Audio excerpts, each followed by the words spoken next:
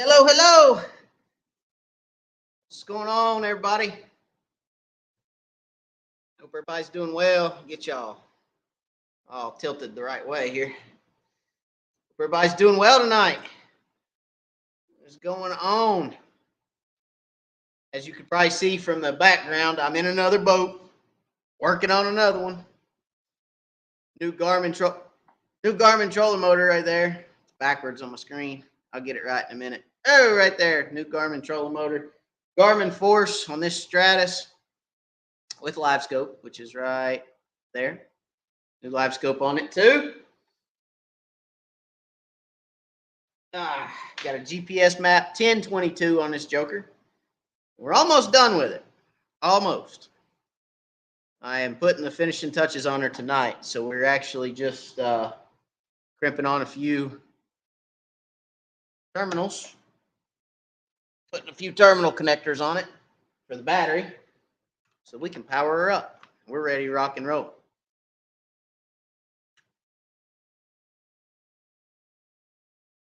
So what's everybody into tonight? Don't forget, guys, when you get on, drop me a hello. Let me know where you're from. Jimmy Pratt, what's going on? Heidi Clark, hello, hello. Laura and the boys are asleep. So they're passed out asleep upstairs. Doing well, doing well. Ashley, good evening. What's going on? James, hello, hello. Tom A. from Pennsylvania. Josh Sanders, hello. Alan Wetzel, what's up? Matt from Matt, what's going on? Todd Pell, hello. Scott Winkler, hello, hello from Westchester, Ohio. Tony Watson from Knoxville, howdy. Got Jeffrey Smith from Rogersville. Joel Nash, what's going on, Joel? Ronnie Harris, hello, hello. Nathan Wood, what's going on, Nathan from Wabash, Indiana?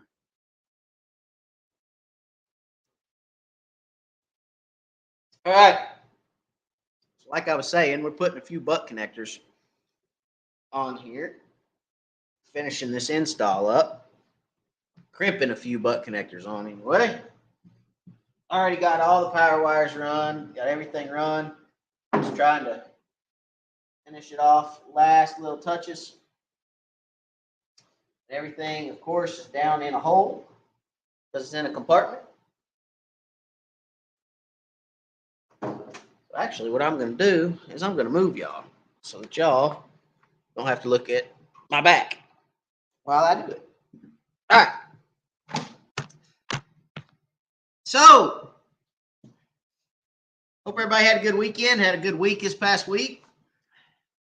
I know we had a pretty good week. East Tennessee Crappie Club held its classic on Loudon this past weekend, and it was an interesting tournament. It was a very interesting tournament. So first and foremost, I'm going to tell you we did horrible, but, you know, we could have done worse. We had a decent bag of fish for Loudon, but nothing like Scott Neal had, the winners of the tournament.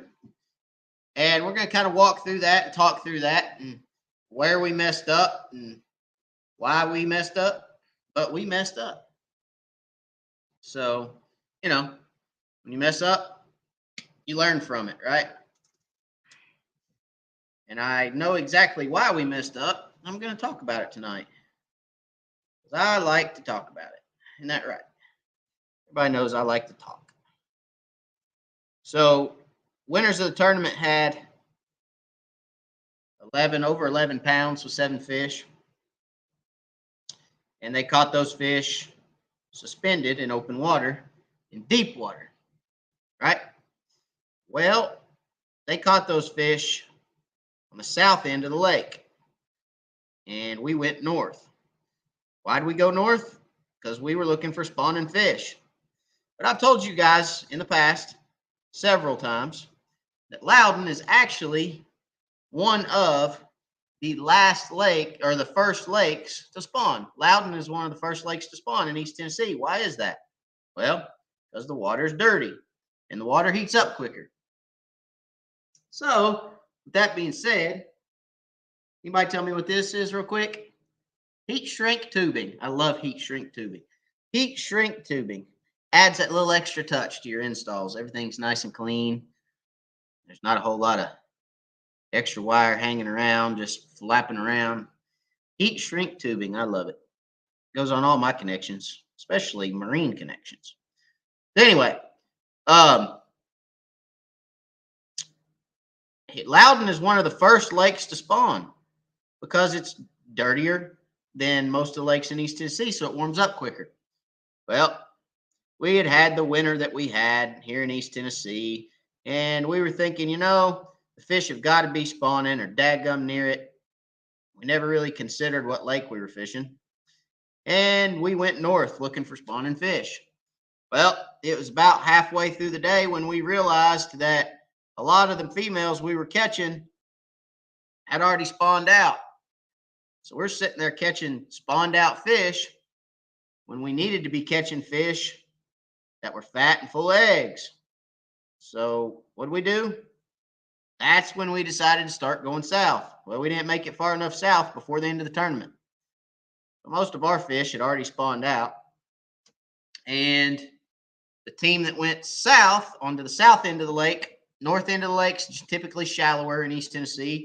South end of the lake's typically deeper because these are man-made reservoirs, so they're typically deeper further south you go. Team went south, fished deeper water that doesn't heat up as quickly, and they caught pre-spawn fish that were full of eggs. They were bigger. Bottom line.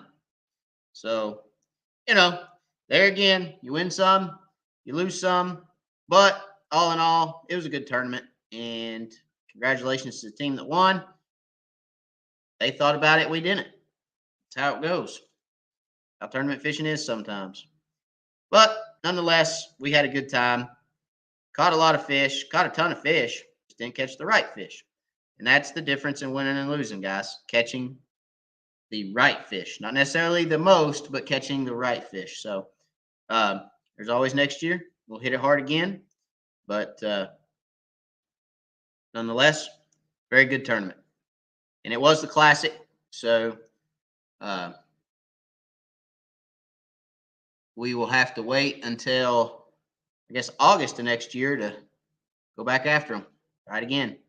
Now, on a positive note, I did win Angler of the Year this year.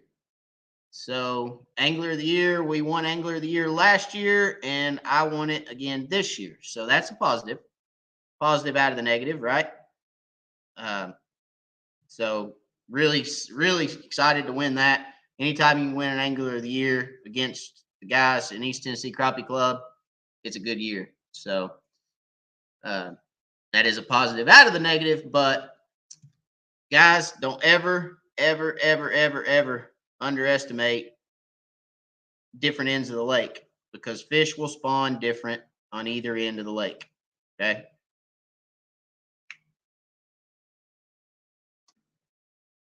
Let's see what you guys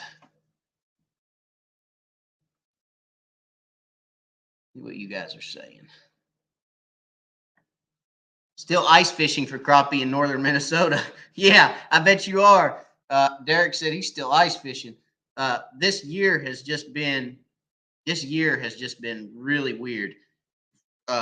It's been very cold. It has not warmed up. Spring just will not get here. I don't know exactly what's going on with that, but I guess global warming, right? It has been extremely cold this year, so I'm sure you're enjoying that ice fishing. Rainy in Illinois. What's up, Brian? Tony getting rigged up to go fishing in the AM. Good luck, Tony. Hope you have a good day, buddy. Big Bo from the Arconic Break Room. What's going on, man? I hope everything's going well at Arconic tonight. Joshua, good evening. Jeff, good evening. Johnny Moore, waiting for warmer weather. Hello, all from Chapel Hill, Tennessee. What's going on, Darren? Tony, how do you keep all those soft plastics organized? That's a good question. That's a very good question. So that's how I keep them organized when they're not in the boat, is I keep them on my pegboard. And then when they are in the boat, it looks like a bomb went off. So that's how I keep them organized. I mean, that's no joke. It literally looks like a bomb went off in my boat. So um, I don't typically keep them organized in the boat, but I do again keep them. Pushing buttons. I do keep them organized over there on my pegboard. So my pegboard, they're organized. My boat, not so much.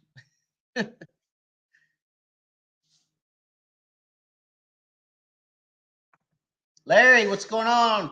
Hey, y'all, say on the TVA app, if a lake like Percy Priest doesn't have an operating guide, does that mean there's no drawdown? No, that does not mean there's no drawdown, Larry. It just means that TVA does not manage that lake. Okay, it's probably a core lake, like Del Holla. Del Holla is a Corps of Engineers lake, and TVA does not manage the water levels on that lake. Okay, and I'm almost positive Percy Priest is a Corps lake as well, Corps of Engineers.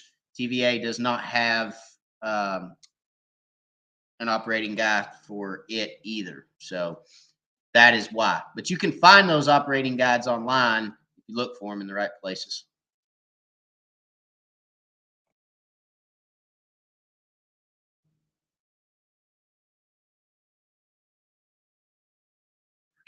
Annie Rock, hey, from LaGrange, Georgia, West Point Lake.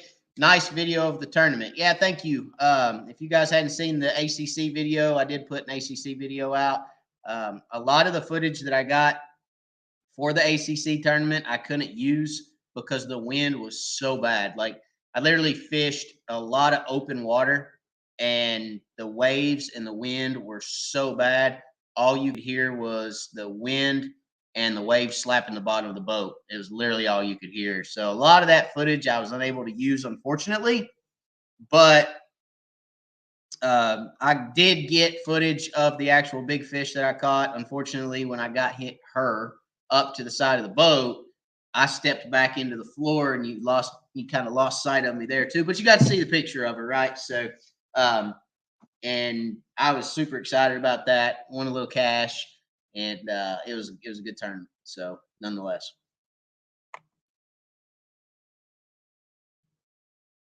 Thank you, Heidi Clark. I appreciate it.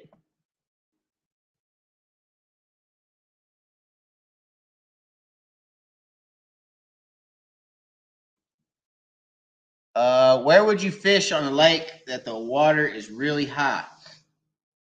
Um, Water's really high. I mean, I would fish shallow. I would fish shallow if the water comes up. Rising water, the fish follow the water. So if the water rises, the fish are going to come up. If the water falls, fish are going to go out. So I would follow. I would follow the fish. I'd fish shallow. Roger Carroll from East Texas. What's going on? Dustin. Hey, how are you liking new Livescope Plus? I love it. I absolutely love it. I have had some really, really, really fun times with it already, and I hope to have a lot more. So, right now, pollen is absolutely killer. Excuse me. Pollen is absolutely killer right now in East Tennessee, and there's a ton of pollen in the water. So I haven't really done a whole lot of videoing with the 34 because you can still see that pollen, and I don't want people to miss. I mean, you can see the pollen. I mean, it's apparent. You can see the pollen. It's there, and I don't want people to confuse that pollen with clutter on the screen because I have had a couple days, and when I get in certain areas of the lake that there's not a lot of pollen in the water, the water column is completely clear. I mean, black. It's just clear. There's no orange. There's no sun rays. There's nothing. It's just absolutely perfect black screen and fish. So I don't want to do a video in all the pollen because I don't want people to confuse that with clutter, which it technically is clutter because it's the pollen, but it's clutter that's not generally there because there's generally not mass amounts of pollen in the lake. I mean, you can go to the lake right now and there's just a yellow screen across the top. And when you put your live scope down, it picks up all that pollen. And I mean, it's almost the entire water column that it picks up. So I can tell you this. I fished beside several anglers that also had pollen issues with the 32, not the 34, with the old transducer. And theirs was orange from the top down, and they couldn't see anything. I mean, it was just blank for them. It was just all pollen. My 34, and this is literally side by side of each other. My 34, I could see everything past about 10 foot down. So it would actually filter that pollen out below 10 feet, and I could see a ton more than guys running the 32. But like I said, don't want people to confuse that with clutter. So I'll probably wait until that pollen gets out of here a little later in the spring, or if it ever gets spring, going into summer, I'll get a lot better video. So that's probably what I'm going to wait for. Scott Pace, what's going on? Hope you're doing well, buddy. Scott actually came up here and fished with Sarge, right? So he came up here and fished with Sarge in the Watts Bar tournament, and from what I understand, they had a pretty fun time. They had a fun tournament. So again, the conditions weren't very hot. It was snowy and sleety and haily and all kinds of other stuff. The wind was blowing 25 mile an hour with 40 mile an hour gusts. But other than that, it wasn't bad. It was a fun tournament. So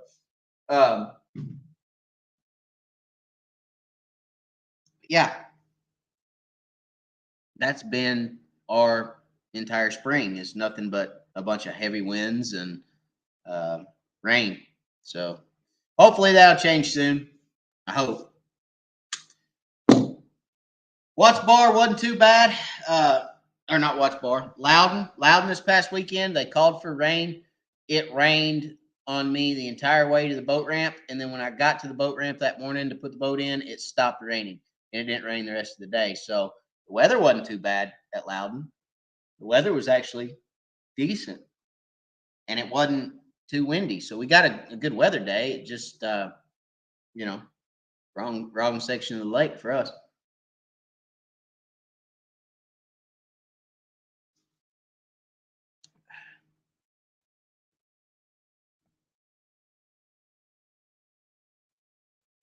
Josh Anderson, always learning, though. Love East Tennessee Crappie Club for that reason. Absolutely. Always learning. It's always a learning experience. There's no doubt about that.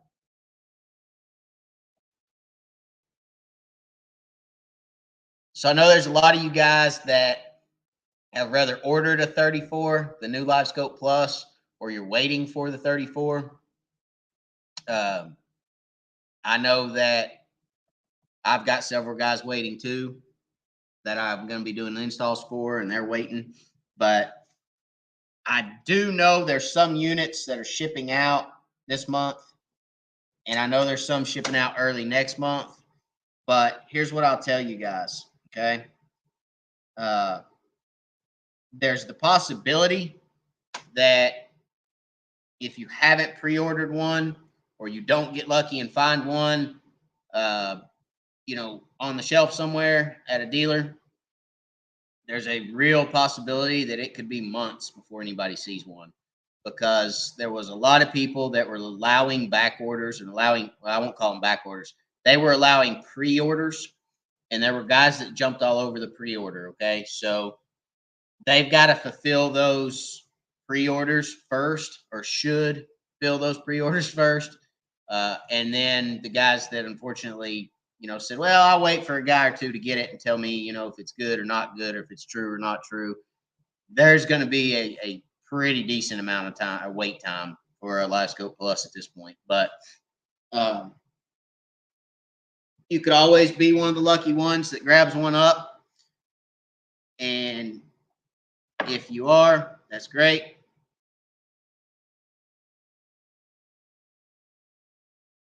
But don't get frustrated. I'm reading a comment here, but don't get frustrated, guys. If you try to get one and can't get one, they're not readily available, because they did allow a lot of pre-orders on those. I'm one of the lucky few that managed to get one, and I don't really know how I got one, but I did. So, count your blessings. That's all I know. Or count my blessings is all I'll do. But Dan, what's going on, man? How would you go about locating schools of crappie in deep, clear mountain lakes like Dale Hollow?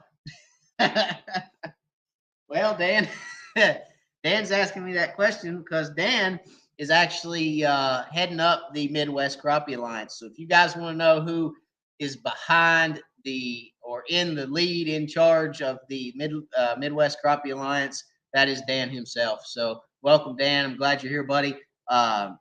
As far as the Dale Hollow event, I would probably go right up against the dam wall, and I'd try to get as close as I could to the dam wall and drop Velveeta cheese on a number 2 red true turn hook and just sit and wait, buddy. That's probably what I would do if I was looking for fish on deep, clear mountain lake like Dale Hollow. Probably right up against the dam, Velveeta cheese, straight down about 40 feet below the boat. Red true turn hook. Got to be red true turn, okay? All right. Scary Barry, what's going on? Fashionably late. 60 watching, only 19 likes. Smash that like button, guys. Thanks, Scary Barry. Appreciate you, buddy.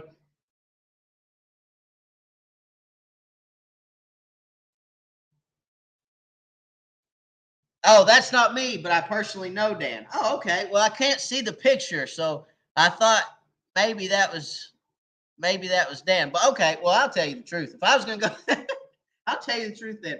Don't go use Velveeta cheese at the dam. No. If I was going to look for crappie on very clear mountain or very clear lakes like Dale Hollow, check your points. Open water, fish are going to be deeper because of the clear water. Structure is always a plus. Find structure. Don't ignore deep water. Okay, because like I said, clear lakes that get a lot of light penetration, like Dale Hollow, those fish are generally going to set up deeper. Okay, so I would look deeper, look for structure, and then try to locate crappie in and around the structure. Okay, but don't go tell Dan that. The other Dan.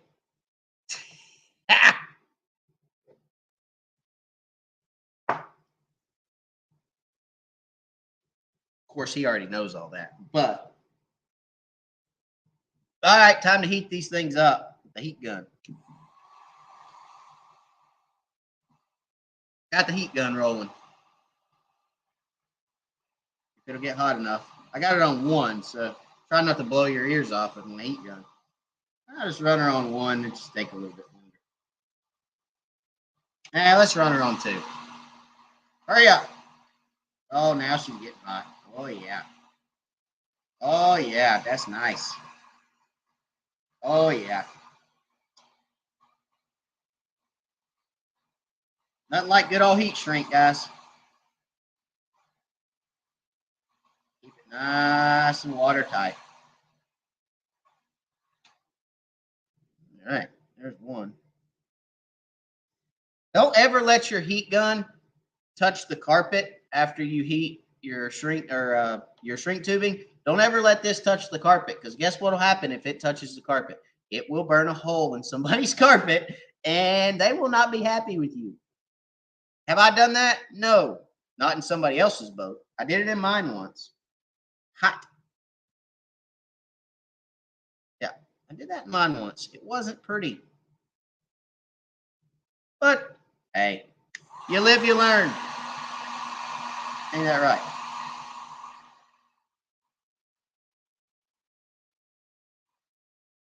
Live and you learn. Move on. Just a little tip. A little wired tip, if you will.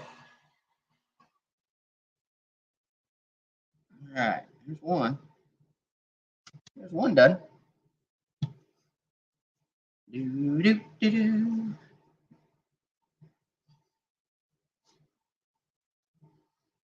Joel Nash, congrats, Matt, on Angler of the Year. Thanks, Joel. I appreciate it, buddy. You gave me a run for my money this year, Joel. Joel finished 2nd, guys, in Angler of the Year. Just FYI. He was right on my tail. I was getting worried there for a little bit. He scared me.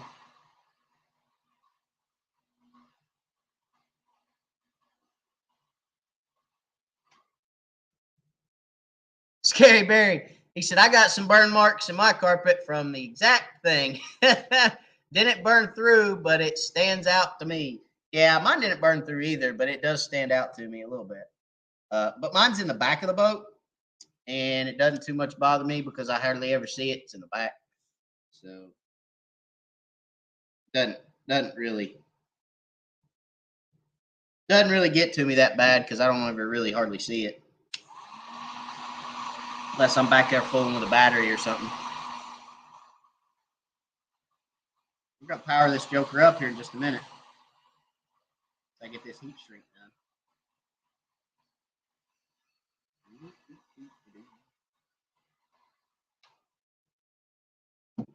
All right. Now we're talking.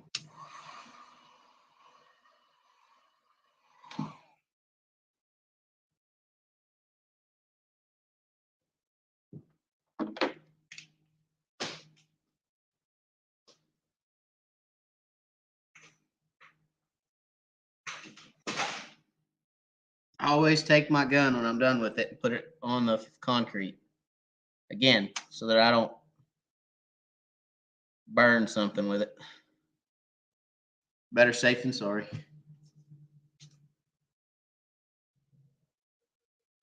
$922, what's going on? He said, Wired fam, hope all is well. Hope all is well with you, my friend.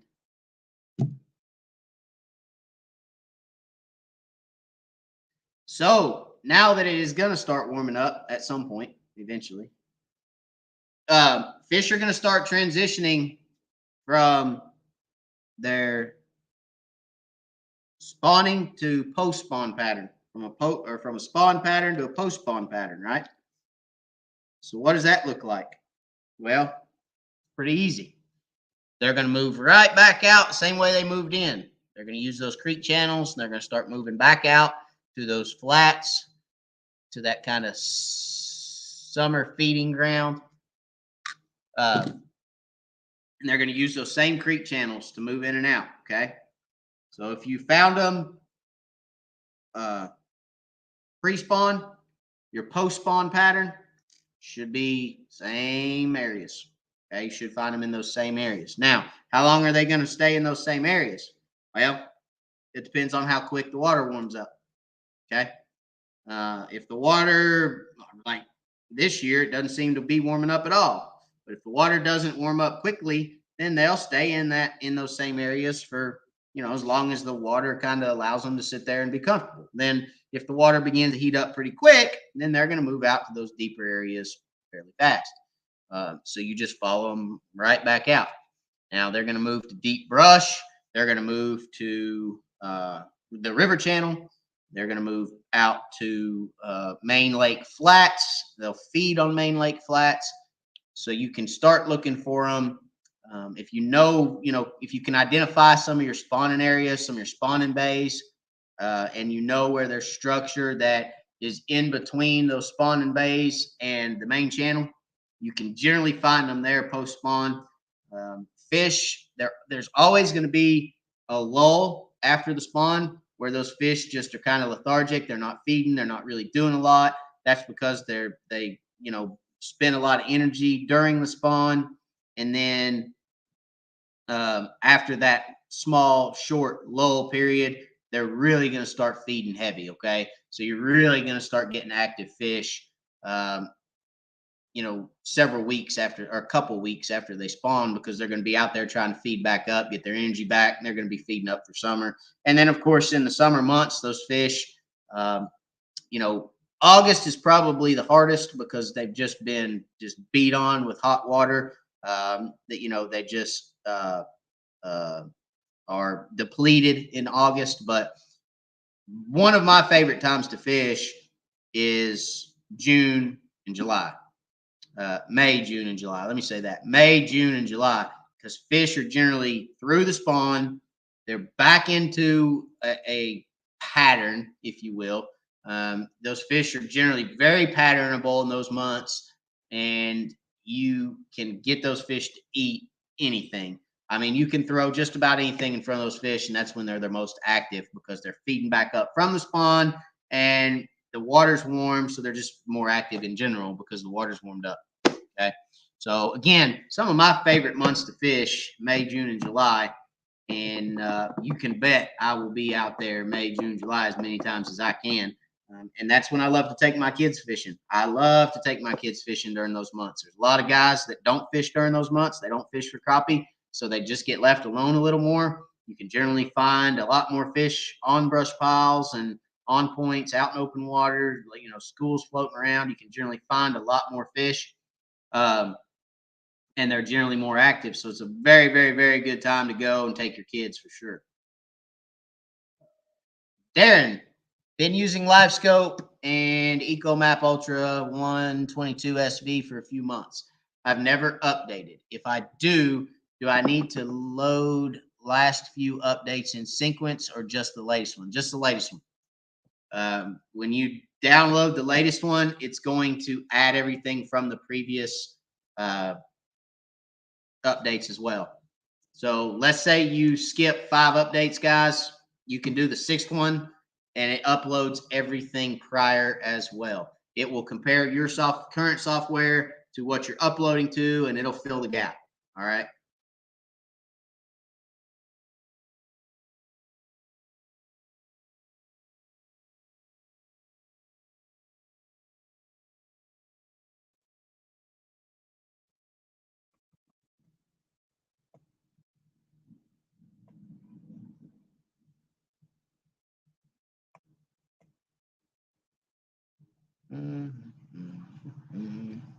All right, let's get this battery hooked up.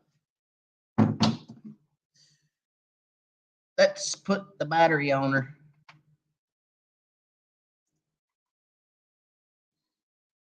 You guys get to test it out with me for the first time.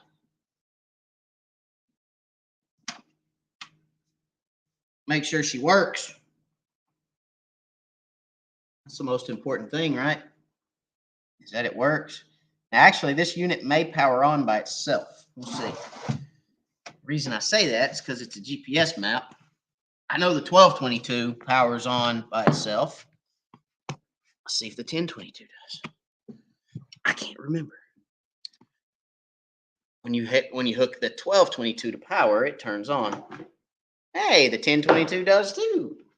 I thought they did. I thought all GPS maps did. All right. So we got power, guys. Check that out. I actually hooked it up right. Can you believe it? I actually hooked it up right. All right. So, yeah, we agree to that. So, let's see. You guys, when you turn on your Livescope, you're going to get a message like this. And it's going to say, blah, blah, blah, blah, blah, blah, blah. Don't trust your GPS and da-da-da. And you agree that if you get hurt, it's not your fault or not their fault. All right. So, we agree to that.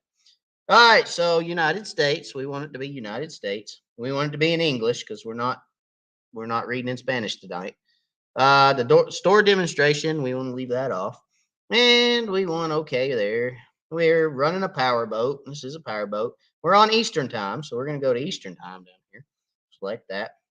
Minimum safe depth. I always like 3 feet because most boats will float in 3 feet. Head clearance, 10, because I don't know anybody that's 10 foot tall. We're going to accept the lake view. Yeah, we're going to accept that. And see. We're going to go down here to our sonar. There's our Livescope. And oh yeah, we're working. All right, we're going to turn that transmit off so we don't burn that transducer up. We're going to go to sonar setup. We're going to go to so this is how I set up my units when I send them out of the shop, okay? So let's go back. When I set my units up out of the shop, first thing I'm going to do, I'm going to go menu. I leave auto gain, okay, or gain on auto medium. Always auto medium. I leave it on auto medium, okay? Done. Menu. Range, I always take off auto. I do not want it on auto, so I'll back up. I go to my sonar setup. Right now it's on down, okay? Right now you can see this is on down. So I want to change that. Go down here to installation. Go to orientation where it says auto. I'm going to put that on forward. Okay. Then I'm going to go back here and I'm going to start it again. Make sure forward works. Now we're in forward. Okay. So we're forward working. We're going to turn that back off. All right. Now, depth range. Take that off auto for them. Back up. Forward range. Take that off auto. Put that on 50 feet. Okay. Then I'm going to go to sonar setup. I'm going to go to noise reject. I'm going to leave that on medium. Your ghost reject. I'm going to turn that on low. Okay. Leave the TVG off. That's it. That's how I set my units up coming straight out of the shop, guys. So when they come straight out of the shop, they can take them to the lake. They'll rock and roll. They won't have any issues with them.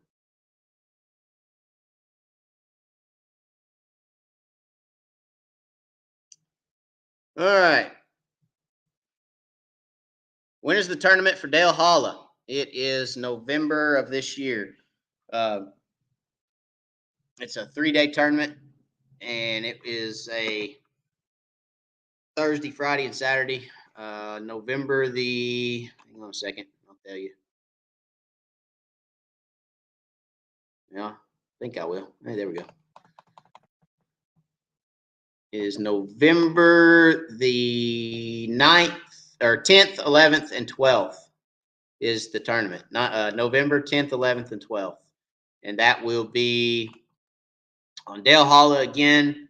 And there is also an expo. There's also an expo that's happening in Salina. Then every crappie vendor known to man will be at. So if you haven't ever been to a crappie expo, you need to plan to be there because it's going to be awesome. Okay, it really is. There's going to be a lot of cool stuff going on, and there's going to be a lot of cool stuff to see.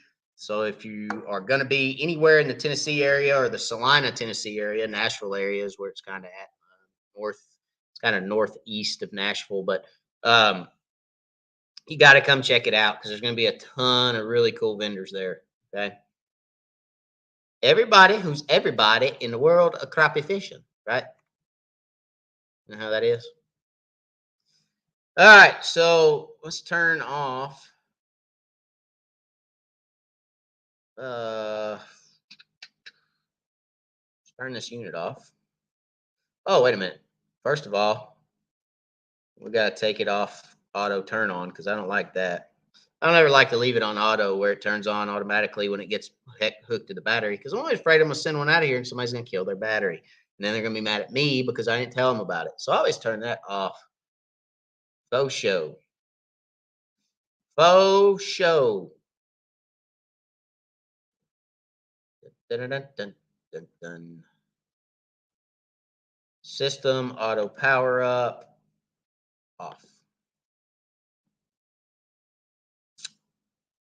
Dokey smoky. And then back on Livescope. All right. We're good there. Power turn off. Night night. All right. Another boat down, guys. Another Livescope on the water.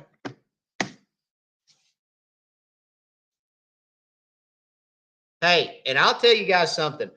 Let me tell you something. So I have an Ultrex on my boat. You guys know I have an Ultrex. Okay, there's my Ultrex sitting over there on my boat with all the tournament stuff from the tournament down below it. But there's my Ultrex. Okay, I installed this Garmin Force right here. Okay, the Garmin Force trolling motor, as far as install is concerned, son, that Garmin Force is a heck of a lot easier to install than that dadgum Minn Kota Ultrex. Let me tell you something. Uh-oh, we're about to die. I gotta plug you guys back in. We're gonna die. Hold up. Give me time. Give me time, trolling or battery. And power. We're back. Action. All right, that Garmin Force was a heck of a lot easier to install than the Ultrex is. I've installed a lot of Ultrexes, and I'm telling you right now, the Force, as far as install is concerned, is a lot easier. So the thing about it is the way that they have that designed to install, you install the bracket and the head, I can't, well, how am I going to explain this? So both the heads are detachable for the Ultrex and the Force, but the Force is so much easier to get into and hook everything up, get the um, uh, springs and everything adjusted. It's just a lot easier. Um, the the shocks and everything that are in that trolling motor, it's just a lot easier. So anyway, if you're looking for something easy to install, the Garmin Force is a lot easier than the Ultrex. Just FYI, my opinion. And then the Ultrex, you have to install the heading sensor, which is the white puck that goes up front with your Ultrex. It tells it the direction it's going, and GPS runs off of, and all that good stuff. Keeps your heading so that you can use your spot or your cruise control and your north and all that good stuff with your Ultrex. That's built in to the Garmin, so you don't have to have that exterior puck. And the exterior puck on the Ultrex generally has to have a switch wired into it, because if not, it runs continuously. Now it's a very low amperage draw on that, but it actually will draw your battery down over time. So if you don't fish for 3 weeks and you go out there and try to start your boat, it could kill your battery. Whereas the Garmin doesn't have that heading sensor, so it is a lot easier to install. Tyler, oh man, he said, "What's up, Matt? I got a new crappie fishing buddy born on Monday. He came 6 weeks early. We're staying at East Tennessee Children's for a while. Man, I hope all is well, Tyler. Congratulations, guys. Tell Tyler congratulations on his new crappie fishing buddy. That's awesome, man. I'm so happy for you. You know, we just had one not too long back, so I know what that East Tennessee Children's Hospital is like. That's for sure. Um, but hate to hear he came 6 weeks early, but hopefully he's going to do well. And I hope that you guys get to go home soon. So we'll say a prayer for him, and congratulations, buddy.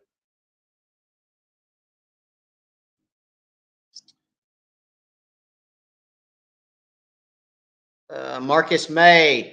So are they in pre-spawn pattern on Watts Bar? Went today and marked fish in 35 to 28 feet of water. So Watts Bar is the exception to the rule. Watts Bar generally fishes or spawns later. In my opinion, Watts Bar is probably one of the last lakes to spawn in East Tennessee. So my guess is, I'd tell you, yes, there are probably still a lot of fish in a pre-spawn pattern, but then there are probably fish also that you're seeing that are in a post spawn. So there's probably both. Okay. You're probably seeing fish that have spawned and fish that haven't spawned. Okay. So Watts Bar is still, there's still spawning fish on Watts Bar. I'm assure you.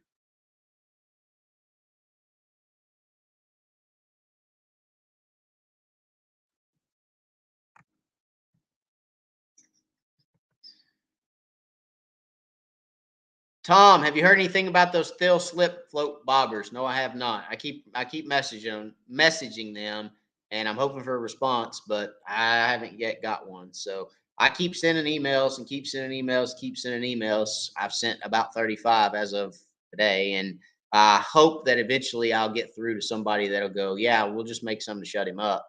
That's what I'm hoping. So, we'll see, but I haven't heard of anything as of yet. All right, guys, I've got to the end of the comments here. Uh, we're going to call it a night. I'm going to jump off. Next week, we've got some really exciting things to talk about next week. We're going to talk about several things next week that I'm really excited about. I'm going to get some stuff ready for you guys to present to you guys so you guys can see some stuff. But it's going to be a lot of fun. So don't miss next week, okay? It's going to be a lot of fun. We're going to have a good time, and we're going to go over a lot of stuff. So, uh, anyways, Tyler, congratulations again on your new addition. Hope all's well there. Holler at me if you guys need anything.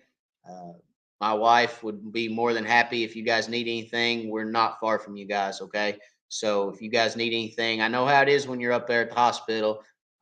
Neither one of you wants to leave because you just don't. You're afraid if you leave, something bad's going to happen. Not that it will, but you're always afraid of that. So if you guys need anything at all, please feel free, reach out, hit me up on Facebook. I will. I'll have the wife run something by if you need anything, nothing too small. Okay. So if you need anything, food or toothbrush or anything, just holler at me. Uh, we'll say a prayer for you and hope you guys get home soon again. But guys, we're going to call it. We'll see you guys on the next one next week. Again, a lot of good info to go over next week. But thank y'all for being here. Thank y'all for all y'all do for the channel. Don't forget to watch out for the videos that drop. If you hadn't watched the ACC video that dropped Monday, go back, watch that. Drop me a comment. I am behind on my comments, but I'm going to get caught up this week. I had somebody that said, I hope Wired can get caught up. He's a little far behind. Yes, I am, but I'm going to get caught up this week on my comments. So I appreciate you guys, everything you do. Thanks again. Catch you guys next week. And as always, God bless.